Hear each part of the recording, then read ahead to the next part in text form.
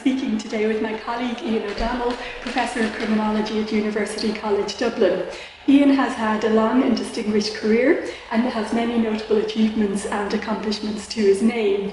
To give one recent example, Ian's latest book, Prison Life, Pain, Resistance and Purpose, won the Outstanding Book Award given by the American Society of Criminology's Division of International Criminology. Ian is also co-editor of the journal Incarceration, an international journal which publishes research on prisons and prison-like institutions. So I'm delighted to be speaking with you today. We, of course, have known each other for a very long time. I think I first met you about 20 years ago when you were my doctoral supervisor. I was working at that time on a PhD on desistance and the role of probation in the change process. So we have known each other for a long time. I've also been in UCD as your colleague since 2010, I think, as a colleague as a lecturer. So lovely to be chatting to you today. So I suppose to begin with, I thought it would be interesting to start with your career and achievements. And to go back to the very beginning, how did you first become involved and interested in criminology? Yeah, sure. Thanks a million, Deirdre. And it's great to be chatting to you too. My first PhD student in UCD, and look at the lofty heights you ascended to since. So how did I start off? I think, like everybody of my generation, I'm an accidental criminologist. I studied psychology in Trinity College Dublin in the mid-1980s. And when I graduated, like many people who graduated in the 1980s, I emigrated. Ireland wasn't a place where there were many opportunities for employment or postgraduate study. So I applied to study social psychology at the London School of Economics and criminology in Cambridge. And I was lucky enough to be offered a place in each of those courses, and I decided to go to Cambridge. So I did the MPhil in criminology on West Road. People who are familiar with Cambridge will remember the old building there. They're in a fine new premises for the last number of years. So I did the MPhil in criminology there in 1988. And when I graduated, I was kind of turning my attention to suicide prevention. Alison Lieven, who was there at the time, was working in this area, and there was some possibility that there might be some research assistantships on a project that she was getting off the ground. So I was turning my mind to suicide and suicide prevention. And at around that time, I saw a job in the Guardian newspaper for a research assistant to work on a project looking at suicide prevention on the London Underground Railway network. So I applied for that job and I got it. So I worked in London for 3 years, and I did my PhD part-time. And the study was looking at the epidemiology of suicide and at which stations was the risk of mortality high and at which stations was it low, and there were certain situational factors that determined whether somebody would live or die. They were all people who had high suicidal intent. So I was working on that project, doing my PhD part-time, and one afternoon my PhD supervisor, Richard Farmer, came into me with a notice he'd seen in the newspaper, the independent newspaper this time, for a job in Oxford. And he said, look, this would really suit you. It's a study of the decision-making practices of armed robbers, and maybe you should apply. So I was 2 years into the PhD or so at that stage, so I applied. I was lucky enough to get that job, so I moved on to Oxford at that point. Okay, and what happened next in your career? So I joined a project that was looking at, there was some concern, this is in the early 1990s, and there was some concern about a spike in the number of robberies in London that involved firearms. And the Home Office was very concerned to establish what kinds of weapons were being used and what was their provenance and so on.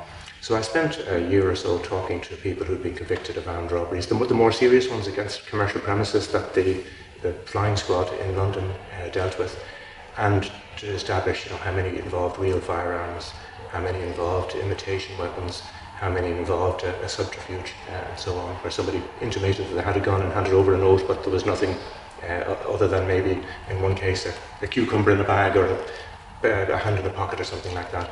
So when I finished that project, I stayed on at Oxford and I did a study with Kim and Edgar, who I worked with for many years, looking at drug use in prisons and whether a new policy of mandatory drug testing was leading to a change in the patterns of drug consumption. And I worked with Kim as well on a study of prison violence and how violence was rooted in conflict and what might be the best approaches to de-escalating situations before they ended up in a violent confrontation. Brilliant. And I wondered, because you've gone from psychology to criminology at that stage, did you find the psychological work you'd done before informed your thinking, or was it you being introduced to a whole new discipline of criminology? Yeah, I found it very helpful. I bounced around a little bit because my first degree, my undergraduate degree, was in psychology, and then I did the master's in criminology, and then my PhD was in epidemiology, so I was quite quantitatively kind of oriented at that stage in my life. So I found all of those influences came together in a fruitful, kind of productive way for me.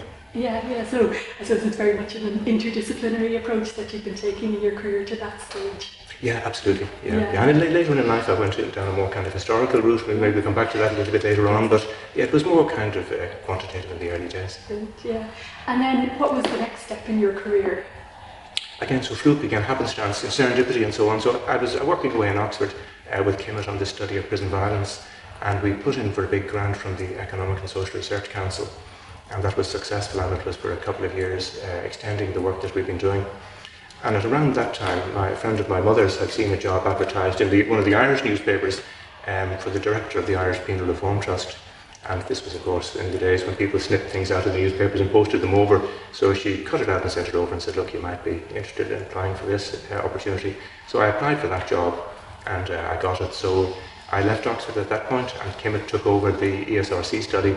And for 3 years then I was the director of the Irish Penal Reform Trust, which is a small non-governmental organisation that's concerned about the treatment of people in custody. Yeah, and I know you worked as a magistrate for a while in the UK as well. Could you say a little bit about that?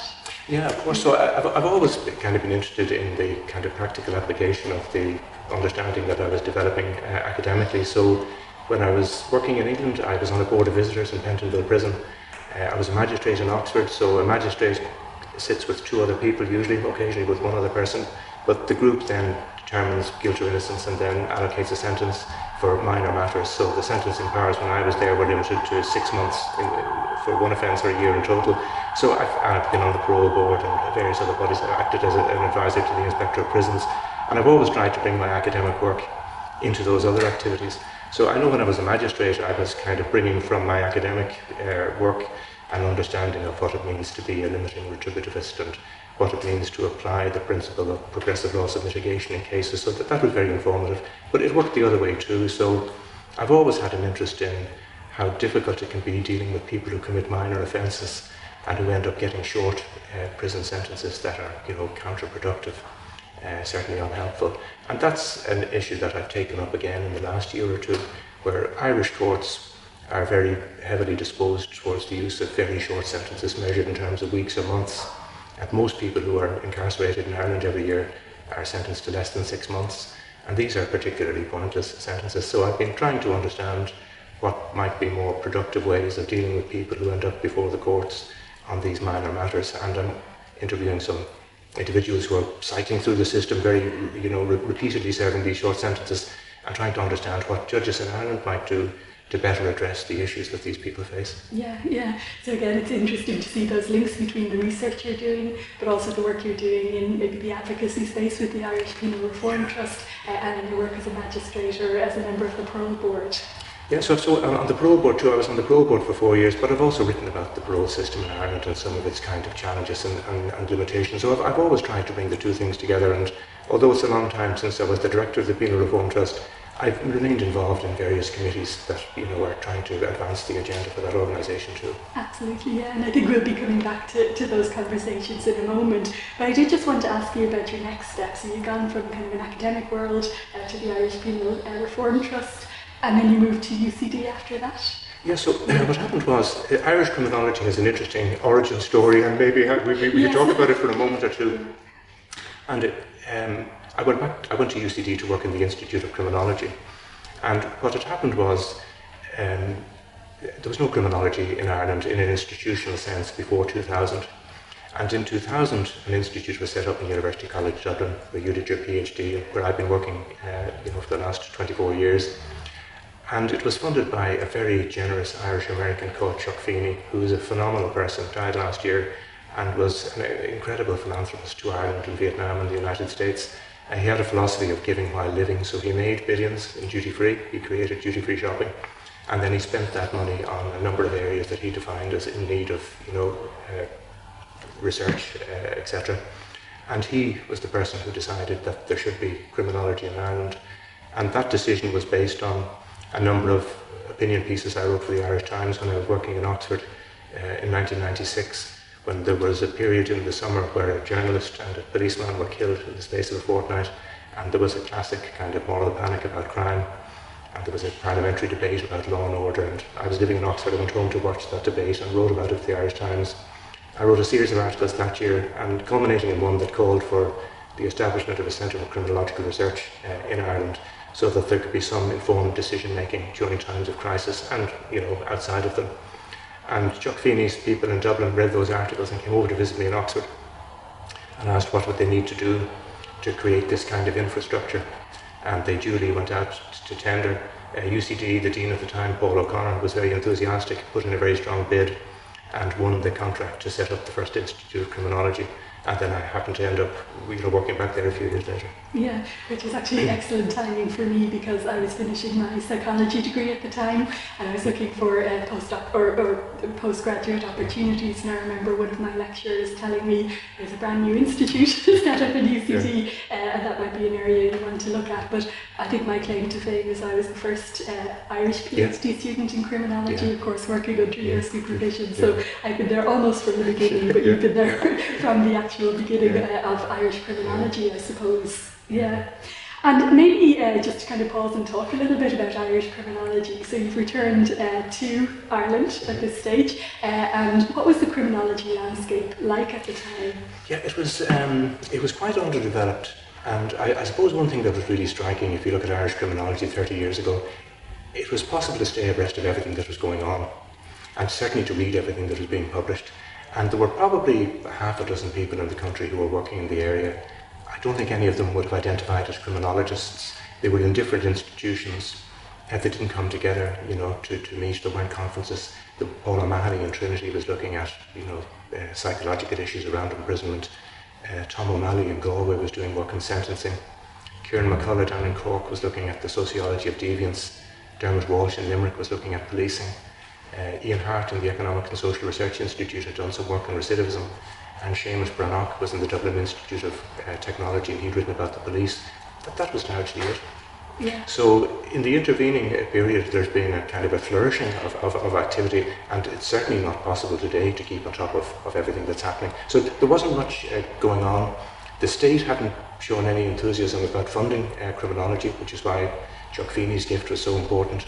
And things have developed slowly but steadily since then. Yeah, and it's amazing when you think about it that you can actually name every criminologist in Ireland in the very recent history. Yeah, no, it's amazing. When the first ESC conference in Lausanne in 2001, I was the only Irish person at it. Martin Killias organised it.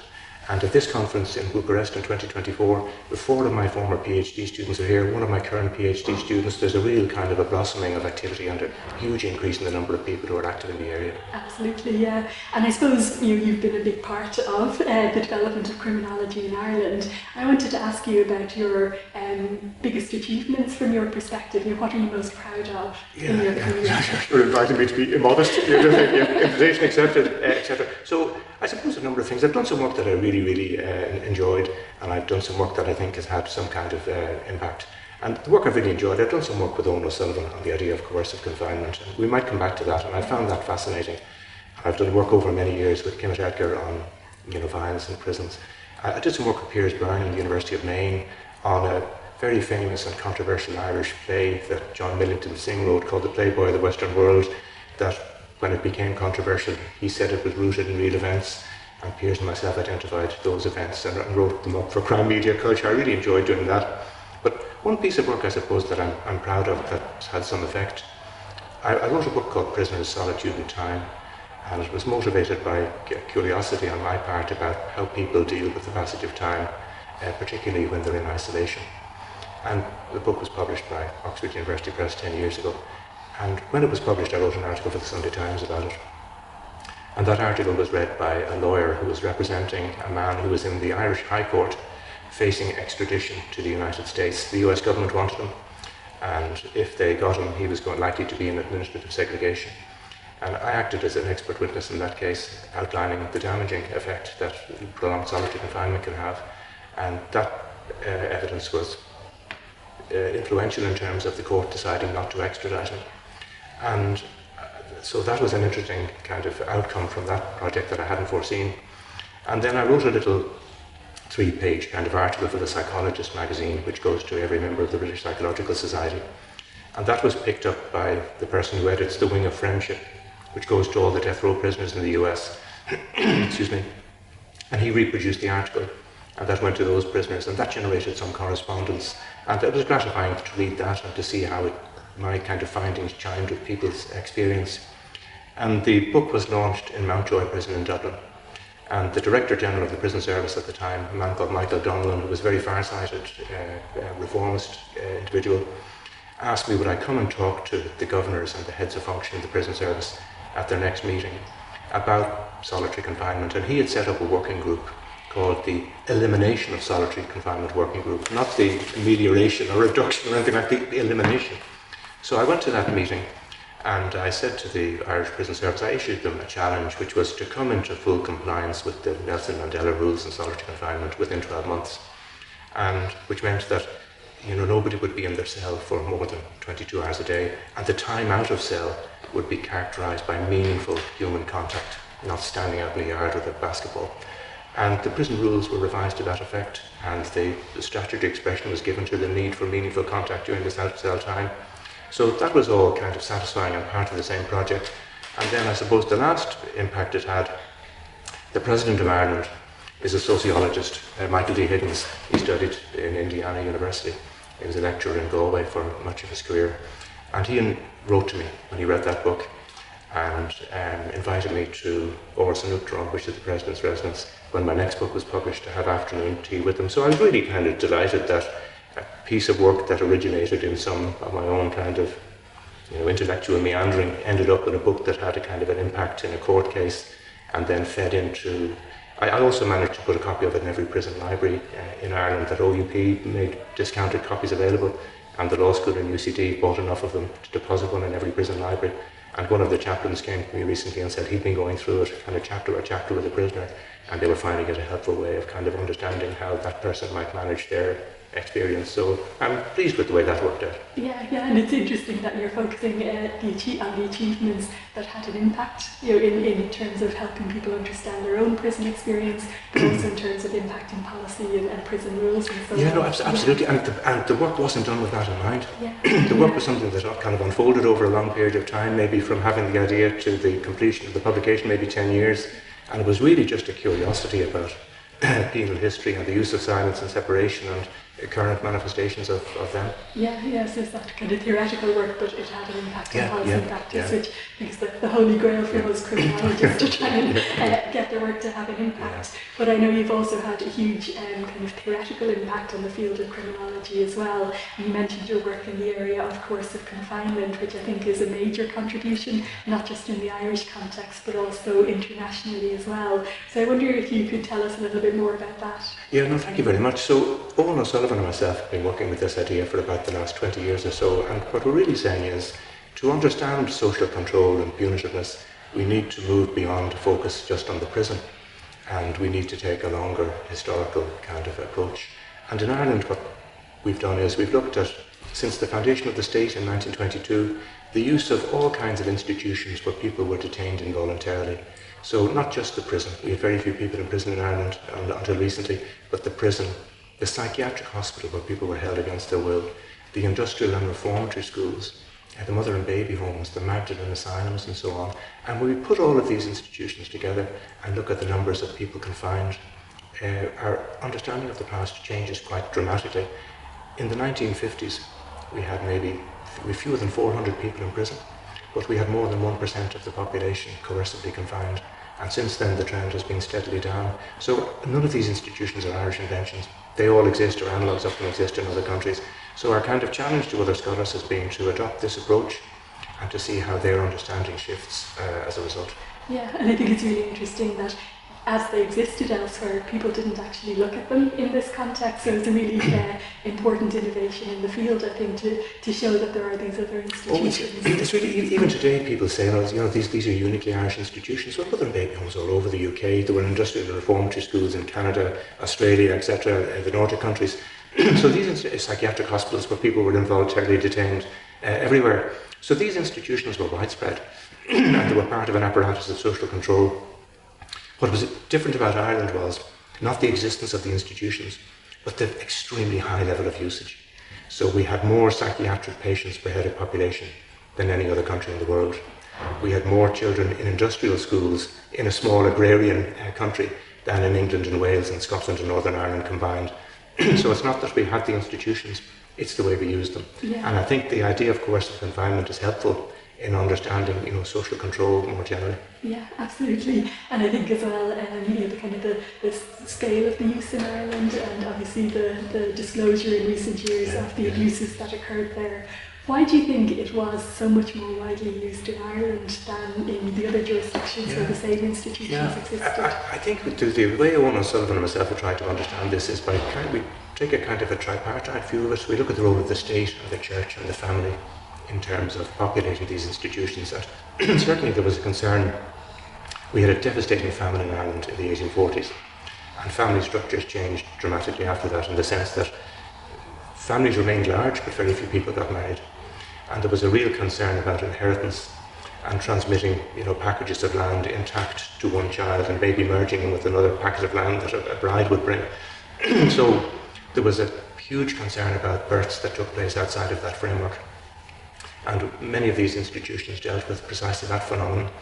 There was also then a situation that developed of lots of elderly bachelors and spinsters in rural areas who were not going to inherit and who were beyond providing any productive service on the land, and they often ended up in these institutions too. So there was something about the fabric of rural Ireland that created the demand for these kinds of institutionals, and the kind of sexual morality that was part of Irish Catholicism at the time that reinforced that demand. Wow. Yeah, so those uniquely Irish elements really escalated the use of these institutions. Yeah.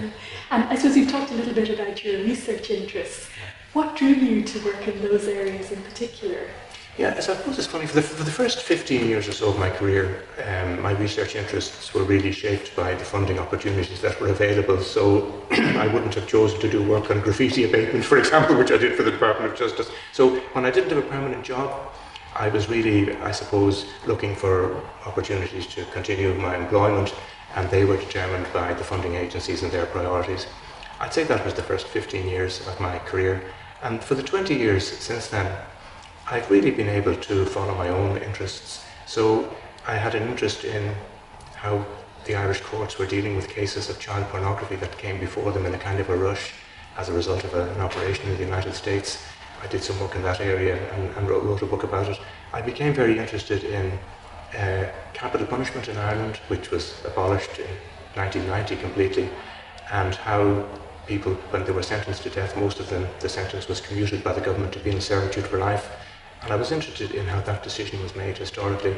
So I had the freedom, I suppose. We're very lucky in Ireland. We don't have a research excellence framework that our colleagues in the UK labour underneath, and we're free to follow our intellectual kind of curiosity, wherever it might lead us, subject to being able to find the small amount of funding that might be necessary. And my own interests haven't required, huge funding. They've required time. So I've been very fortunate over the last 20 years that I've been able to indulge my own particular interests. And how have they come about? The death penalty research came about when I read something about how we had never had our own executioner. So we had the death penalty.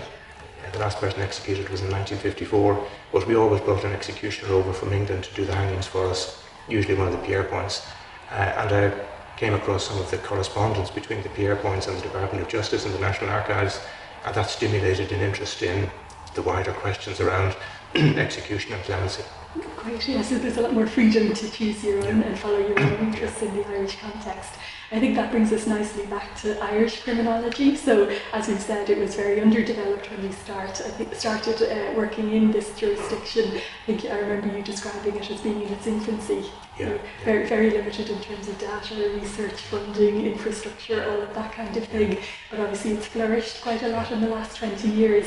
How would you describe the state of Irish criminology today? Yeah, we couldn't keep describing it as a fledgling kind of a discipline. I suppose it's not anymore. It's taken wings.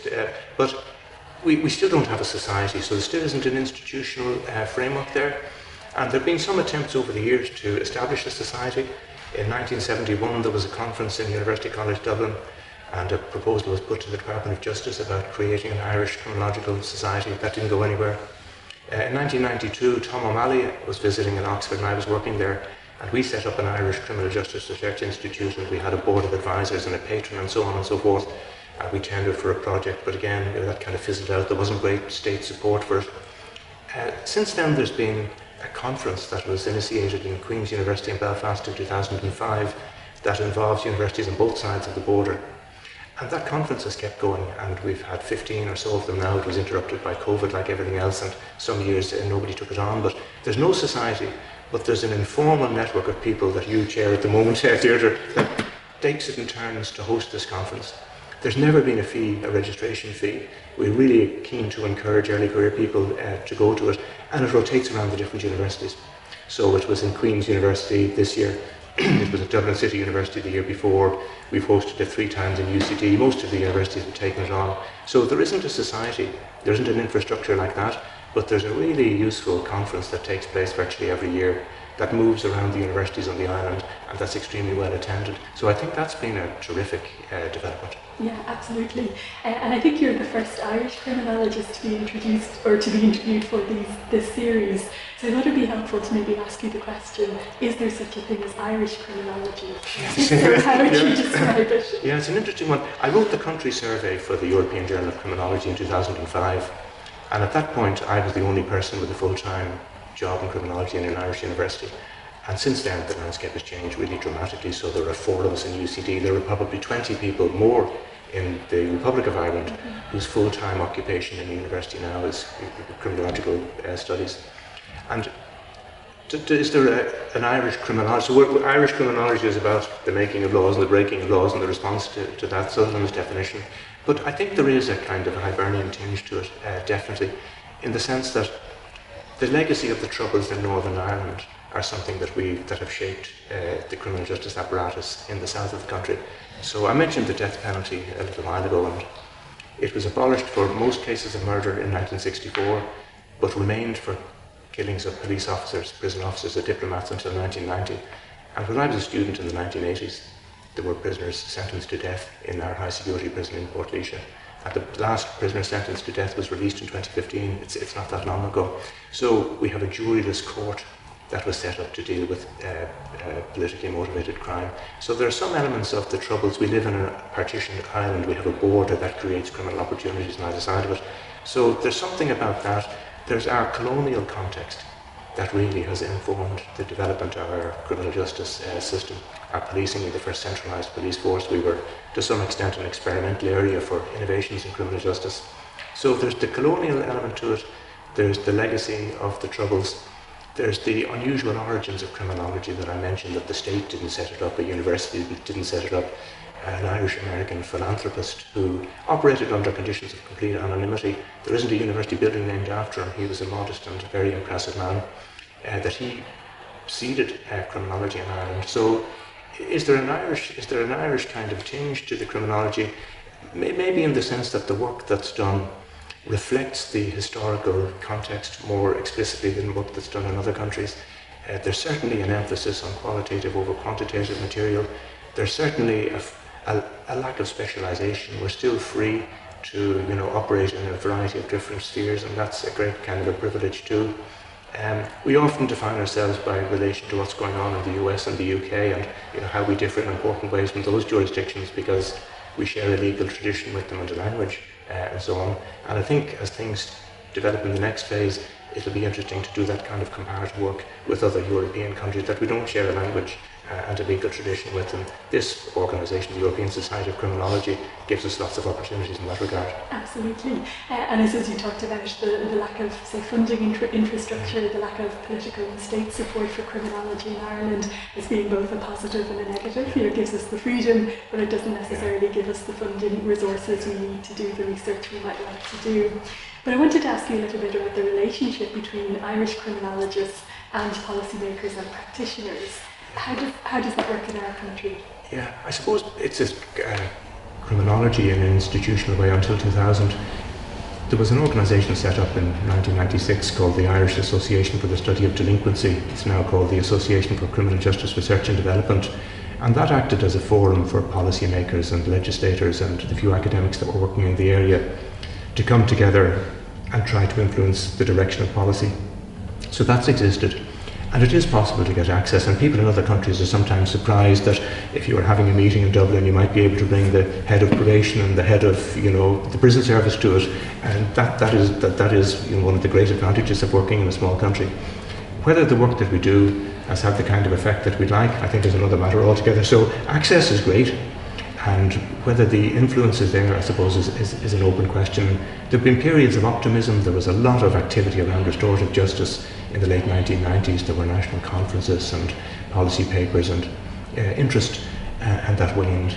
And then it was taken up again about 10 years later, and there was a national commission, and there were a set of recommendations, and again interest waned, and there's a resurgence of interest in the last few years. The same applies in the penal sphere and in policing and in probation. We still have the 1907 Probation of Offenders Act, which we inherited from the English and we haven't changed. So there's there's not much follow through, I suppose. But there's much more openness on the part of the Department of Justice to the kind of insights that we might bring than there was in the relatively recent past. So that's extremely positive. It's just the lack of good quality data frustrates good quantitative analysis, and the lack of sufficient funding inhibits good qualitative analysis. Yeah, and I think maybe one of the completely unique features of the Irish context, but it is the fact that we do have that access to people in positions of authority who can implement findings if the will is there.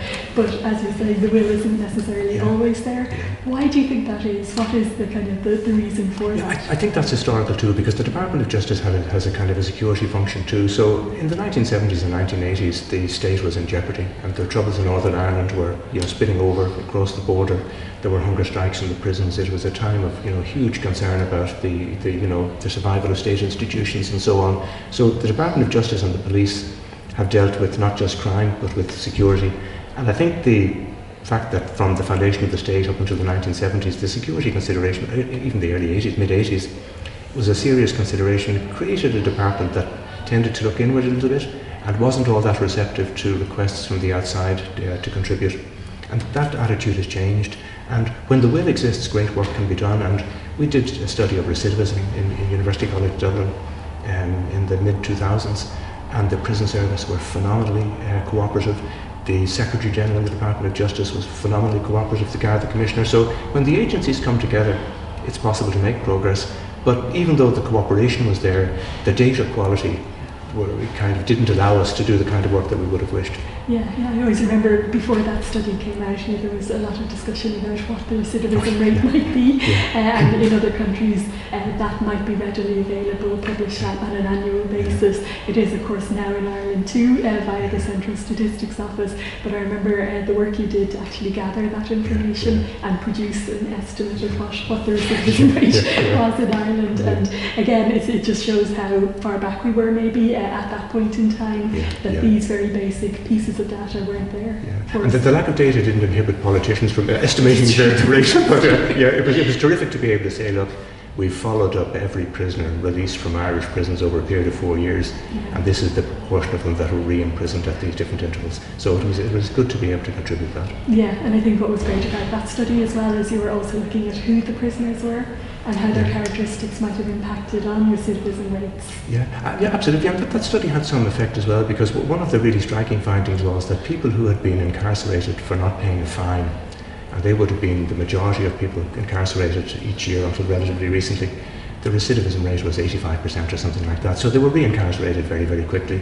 And the law was changed, to reduce the number of people who defaulted on the fines who ended up going into prison. So sometimes good quality empirical research can feed into a debate that has a kind of a reformative outcome.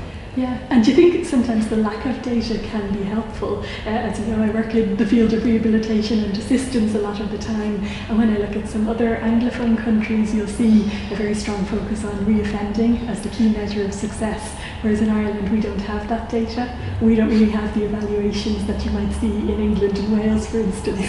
So sometimes that can allow a bit of freedom for practitioners and policymakers as well. Oh, I totally agree. A lack of structure and a kind of a degree of informalism and discretion, it can be advantageous. More so in the past when Ireland was a more kind of homogeneous place. And one good example of that is that it used to be the case that lots of prisoners would be released every Christmas and they'd go home for a few days and they'd return afterwards, and it never created any kinds of problems, and people weren't obsessed with kind of law and order and how the public might perceive this.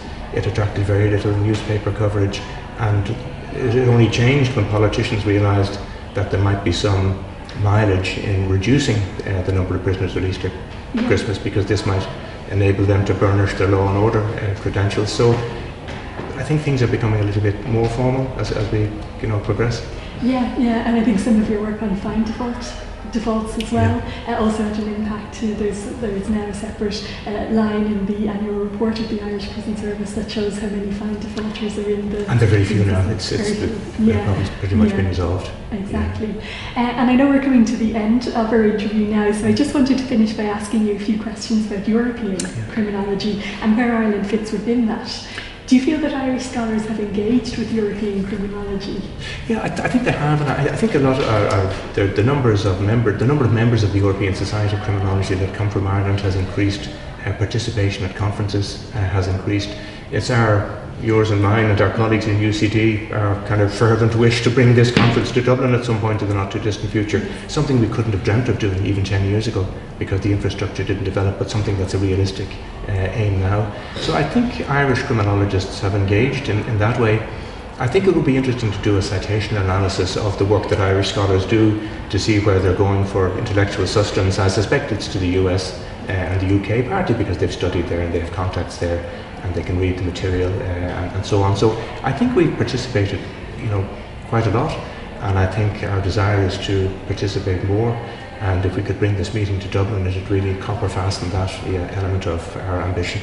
Absolutely, yeah. And I think you'll see that sometimes in Irish work, a lot of our colleagues would have a law background or a legal background, so they will engage with some of the EU directives, and particularly researchers around victims' rights. We'll be looking at how those rights are implemented in practice in Ireland. But I agree, I think a lot of the work is focused more on our Anglophone neighbours, the US, the UK. Yeah. And I suppose just in terms of my final question, what do you think are the main opportunities and challenges facing European criminology today? Yeah, I suppose one challenge is the scale of the meeting and the scale of the enterprise, and the pressure maybe on people to specialise a little bit earlier in their career than they might wish to. But I think on balance it's been incredibly productive, and having an opportunity to go to other small European countries to see what they do is enriching. And earlier this year I went with Golaj Meško, my friend from Slovenia, and he took me around all of their prisons and to their prison service headquarters and so on. And that was tremendously kind of eye-opening to see how another small European jurisdiction deals with the kinds of challenges that Ireland is dealing with. So in both countries the prison population has very recently surged, and we need to come up with ways of dealing with that. So my own interest, I suppose, at the moment is around, penal policy and punishment. So for me, it's excellent to have contacts through the European Society of Criminology that can enable me to visit places that I wouldn't otherwise visit, and to understand issues from a new perspective. Yeah, and I think there's so many opportunities to learn from our European neighbours, and that's why conferences like this are so invaluable in just hearing what's going on and having that opportunity to visit institutions like you did as well. So I think that's all we have time for. So thank you so much for talking to me today. I really enjoyed it. Okay, thank you very much.